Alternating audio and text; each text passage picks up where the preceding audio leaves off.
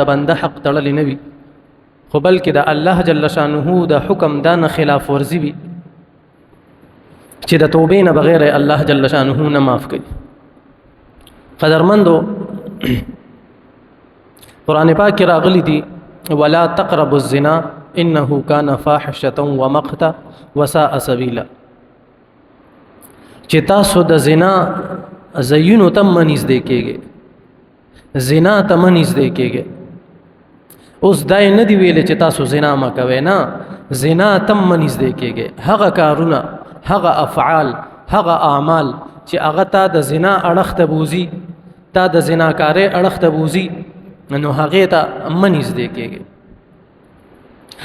هغه کارونه مثال کے طور پر پردې زنانه سره خبرې کول هغې سره ګپې شپې لګول هغې ته کتل یا دغه شانتې غیر محرم سره لاس ملاول نو دا ټول هغه کارونه دي چې دا تا د زنا اړخ ته بوزي. نو شریعت تا ته دا ویلي دي قرآن پاک کې حکم دی ولا تقربوا الزنا چې تاسو زنا ته مه نږدې کېږئ هغې کارونو ته مه نږدې کېږئ چې هغه تاسو د زنا اړخ ته بوزي. انه کان فاحشة ومقتا ځکه چې دا ډیره زیاته بې حیایي ده ډیره بې شرمي ده وساء سبیلا او ډیره بده لاره ده ډیره زیاته بده لاره ده. نو قدرمندو دا یو ډیره زیاته بې حیایي ده. مونږ به د هغې کارونو نه ځان ساتو چې کم د زنا اړخ ته انسان بوزي او کم د بې حیایۍ اړخ ته انسان بوزي. بل حدیث شریف کې دا راغلی دي اذا زنا الرجل خرج منه الایمان. حدیث شریف کې دا راغلی دي اذا زنا الرجل خرج منه الایمان کله چې انسان زنا کوي د دنه ایمان اوزي ایمان د دنه اوزي دی د ایمان نه خلاص شي. کان علیه کالذل او دا ایمان په ده باندې بره ولاړ وي د ده د سر د پاسه ولاړ وي. کان علیه کالذل او دا ایمان په ده د سر د پاسه ولاړ وي. کله چې دی د زنا په فعل کې لګیا دی د ده نه ایمان وتی دی او ایمان د سر د پاسه ولاړ دی. فاذا انقطع رجع الیه الایمان او کله چې دی د دې فعل نه فارغ شي د زنا د فعل نه نو هغه ایمان د ته واپس راشي. قدرمندو حدیث شریف کې راغلی دی اذا زنا الرجل خرج منه الایمان چې کله انسان زنا کوي نو د دنه ایمان اوزي. کان علیه کالذل او دا ایمان د ده په سر باندې د اوریځې په شانتې ولاړ وي په ده باندې سورې کړي وي ایمان د دنه بهر وي. فاذا انقطع رجع الیه الایمان او کله چې دی د زنا د فعل نه فارغ شي دته ایمان واپس راشي. نو دا سانه سخته ګناه ده چې دستانه ایمان اوزي او ایمان تا ته په سر باندې ولاړ وي او ته څه ټایم زنا کې او هغه ټایم پتا کې ایمان نه وي او که په دغه ټایم کې تعالی مرګ رالو نو بیا به ستاسو کیفیت وي. بل دا ایمان چې کله دته واپس راشي نو دا هغه ایمان بیا هغه ایمان نه وي دی ایمان کې کمزوروالی راغلی وي دا ایمان بیا کمزوري شي او دته واپس شي. لکه شیشه کې چې خلک مخ ګوري نو که چېرته دا شیشه ماته شي که هغه بیا واپس روغم شي نو په هغې کې هغه دراړ موجود وي په هغې کې هغه چوندې موجود وي مخکې چې څنګه کار کولو بیا هغه شانتې کار نه کوي.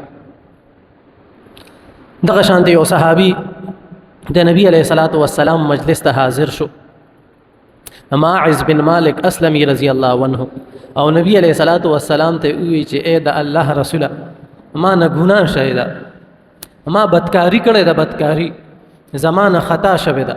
نبی علیه الصلاة والسلام ته مخ واړولو.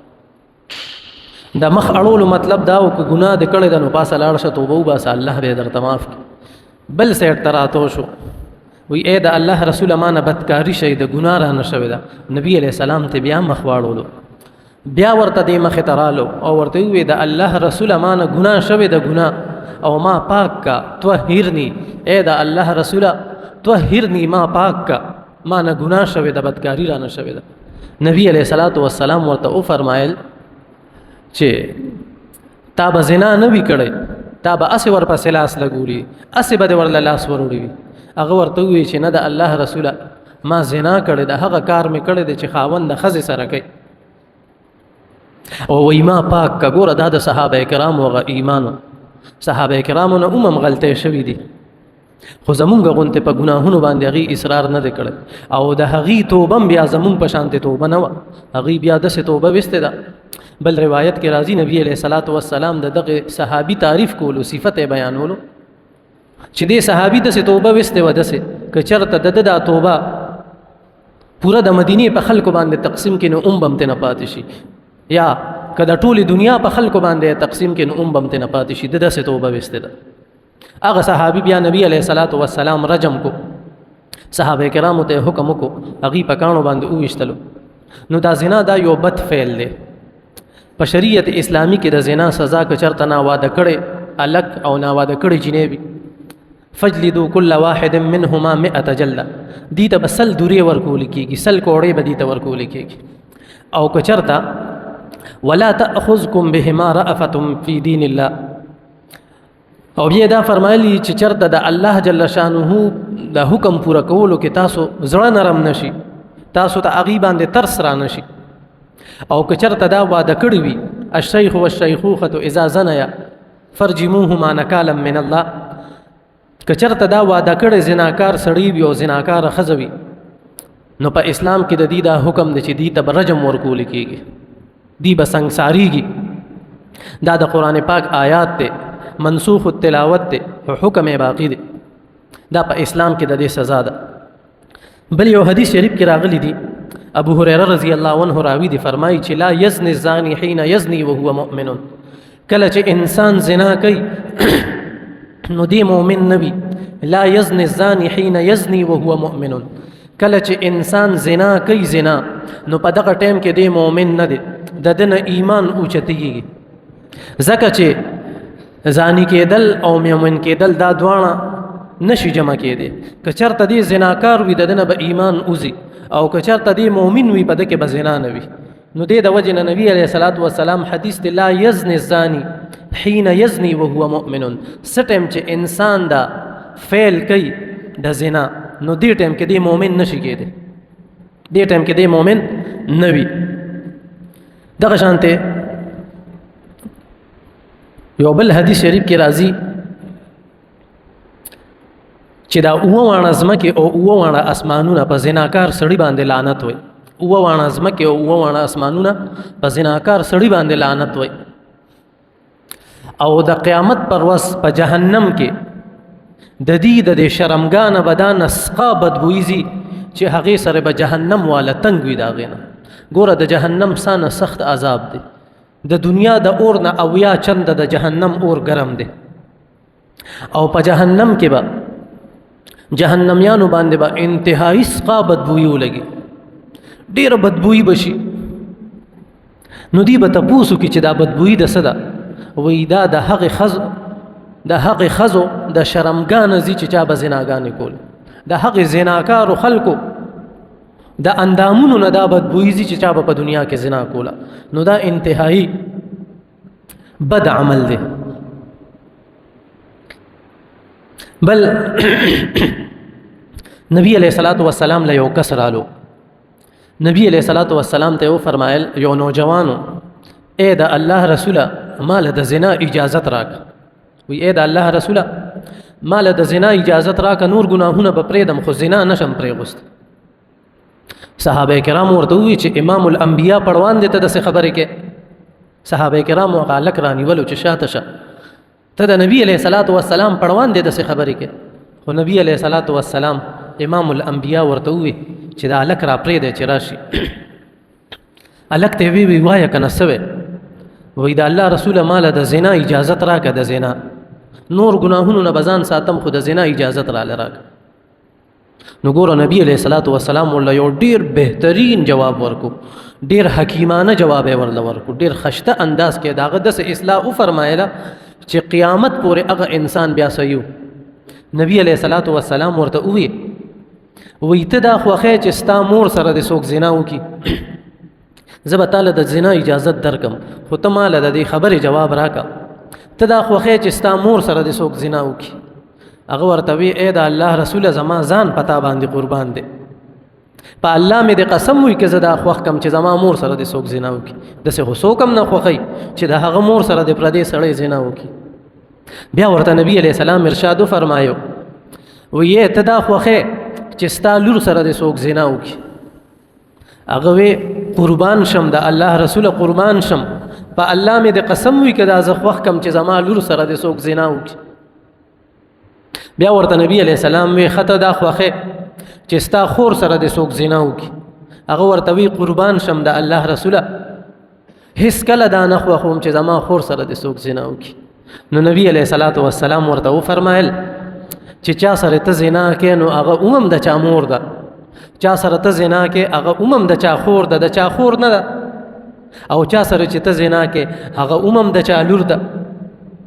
هغه صحابي وی نبی علیه السلام را په دې زړه باندې لاس کې غوستو، امام الانبیاء چې دا مبارک لاس زما په دې سینه باندې کې غوستو، ما ته دنده په زړه کې یخوال محسوس شو او بیا زما د پاره دعا وکړه اللهم طهر قلبه، اے الله د ده دا زړه پاک د ده د شرمګاه حفاظت وفرمای تر قیامت تر مرګه پورې هغه صحابي وی زما نظر غلط نه دی استعمال شوی، زما په زړه کې غلط خیال هم نه دی پیدا شوی. دا د امام الانبیاء د خوږ نبی کریم صلی الله علیه وسلم تربیتو په دا نخشته انداز کې هغه پیکو چې هغه وی تر مرګه پورې زما په زړه کې خیال هم غلط نه دی پیدا شوی، داسې زه محفوظ شوم.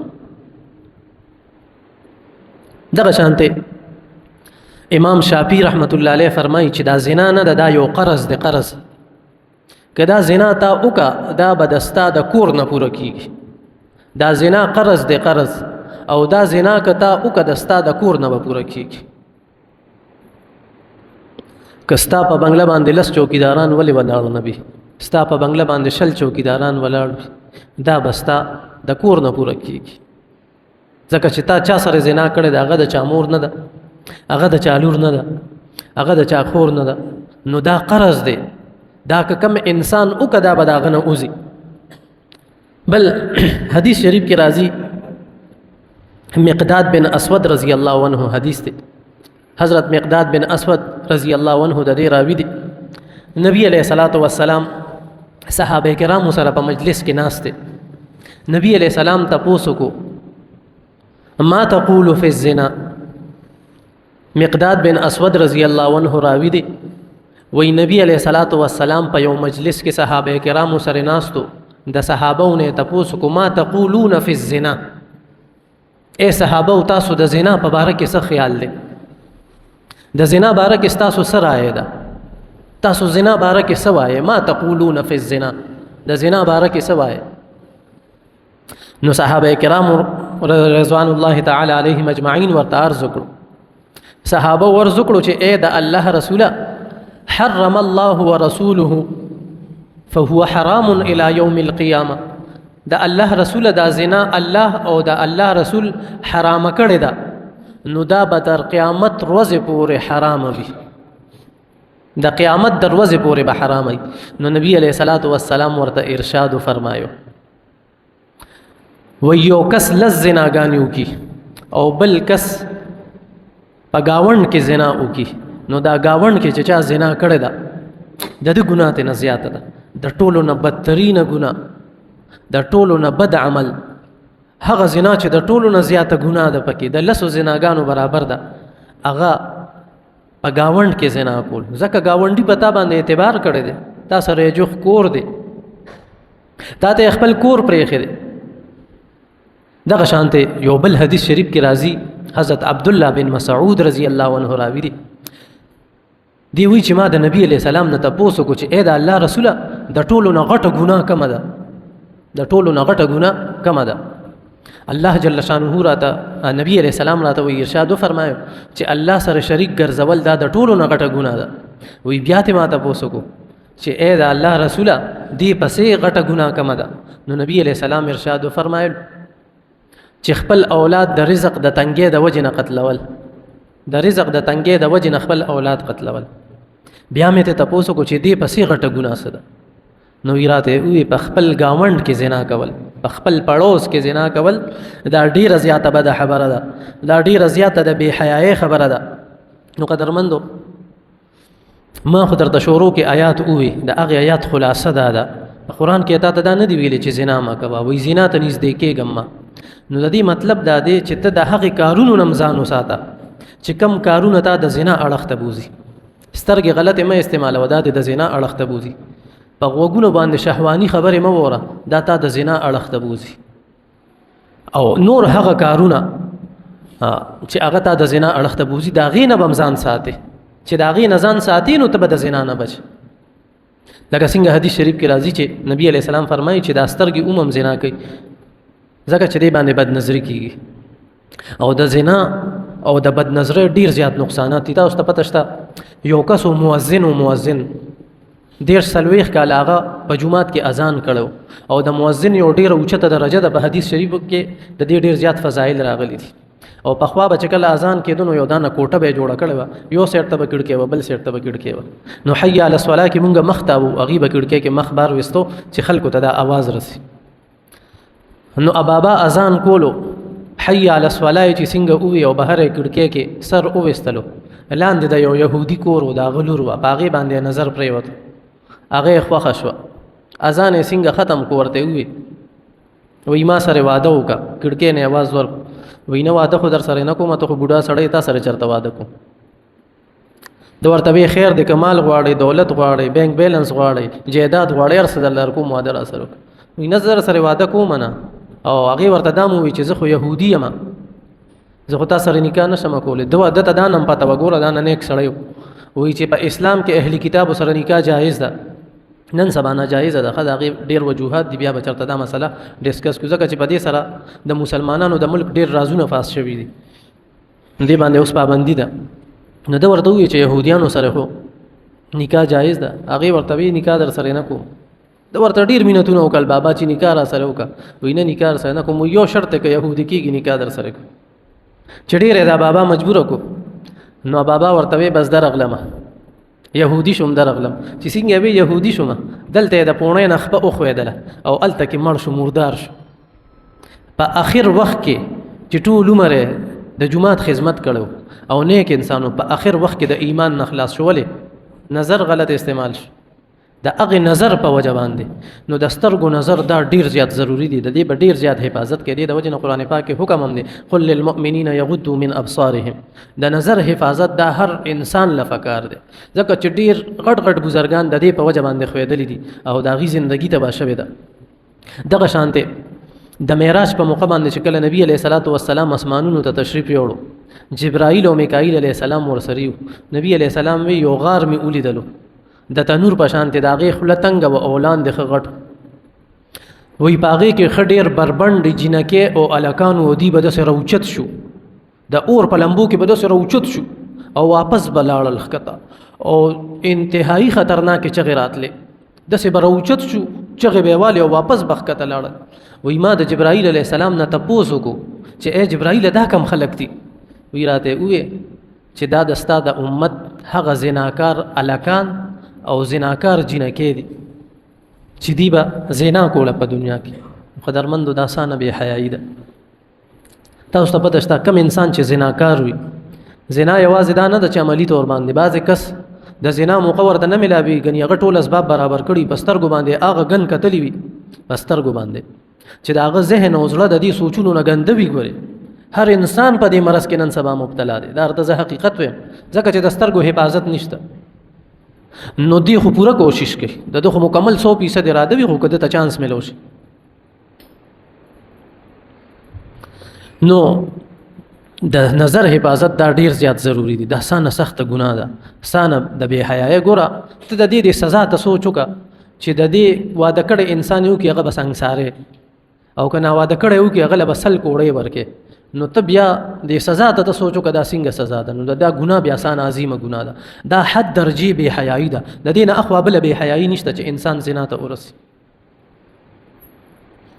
مونږ زړه کې چېرته دا راغلي چې ګوره 15 غنټې شپږ غنټې مونږ ناست یو ریلز ته ناست یو دا ریلز نه دي دا بیماری ده دا انسان ذهني مریض کوي نن سبا ټول نوجوانان دا ذهني مریضان دي د هغې ذهنونه د ګناه نه ډک دي سانه کسان مال رالل ګډوډ سوچونه راځي دا ورته یم بچې دا خو اختیاري دي ته یې مه کوه نه به راځي که نه ته ځان له بیکګراونډ دا د سترګو حفاظت کوه، د غوږونو حفاظت کوه، تعالی به دا سوچ نه راځي.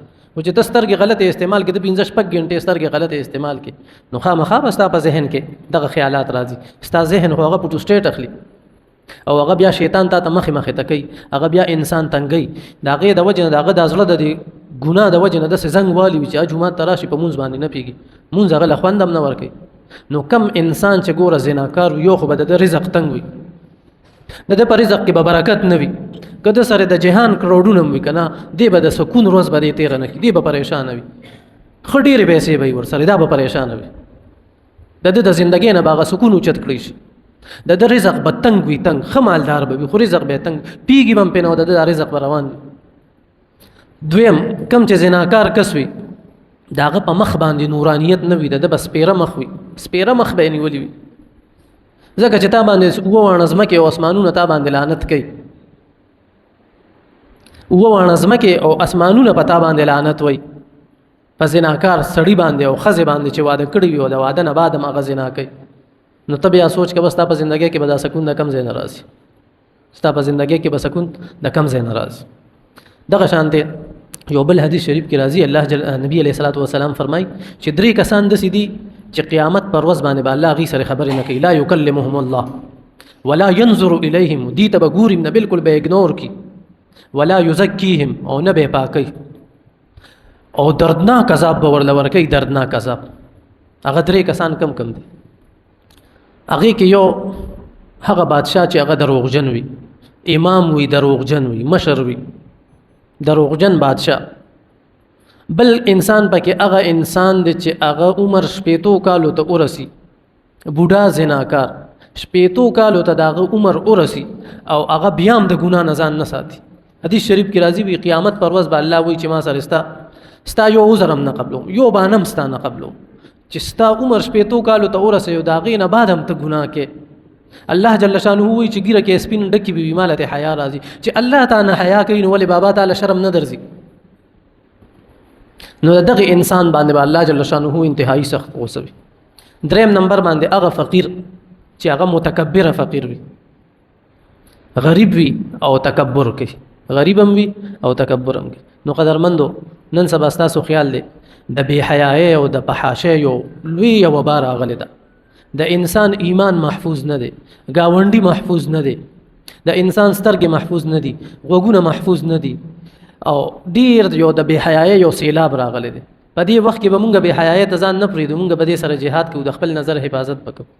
کړي دي خلکو، یوسف علیه السلام ځان د عین موقع نه ځان ساتلی دی، پیغمبرو داسې ډېرو کسانو خپل ځانونه بچ کړي. یو هلک هغه نه یو زنانه د ګناه مطالبه وکړه، ټیم کم دی بس دا خبره ختمو، د ګناه مطالبه یې وکړه. دا درته دې پورې ویم چې انسان څنګه ځان بچ کوي. ور یې ورپسې بند کو، چاړه یې ورپسې راواغېسته، مالداره زنانه وه، د هلک به سودا خرڅوله، ورته یې ما سره به زنا کې خشته هلک و، ده ورته ویې زه خو زنا نه کوم، او ویې کې به یا به زنا کې یا دې مړ کوم. دې هلک ورته ویې ما له اجازت راکړه صرف باتروم ته ځم بیا راځم، او 10 ماتوم بیا به راشم. هغه تللی دی، غټ بول یې راغشتي دي ګندګي، او هغه په دې مخ هم مګلی دي او په دې جامو باندې هم مګلی دي. چې راووتلو زنانه ورته ویې ځه په دې بیا لاړو، ځان یې پاک کو، ځان یې ووینځل. هغه نه به بیا قدرتي طور باندې یو خوشبو تله، بیا به خلکو تپوس کولو چې تا نه دا خوشبو ولې ځي. نو ده به چاته دا راز نه وي، خدای بیا یو کس ته دا راز ویلی و چې ما نه دا خوشبو د دې د وجې نه ځي. نو که انسان وغواړي دې ځان بچ کولی شي، د سترګې هم دې بچ کولی شي، غوږونه هم بچ کولی شي، خو مونږ هم ځان نفس ته پرېښی دی او ګناهونو ته پرېښی دی، بس چې نفس او شیطان را سره څه کوي بس ځان هم پرې ورسس کړی دی. نه، ځان به تاسو کې الله پاک کوالټیز ایښي دي، صلاحیت یې درکېښی دی، تاسو ځان بچ کولی شئ. ښه صحیح ده. الله دې مونږ له په دې باندې عمل کول توفیق راکړي.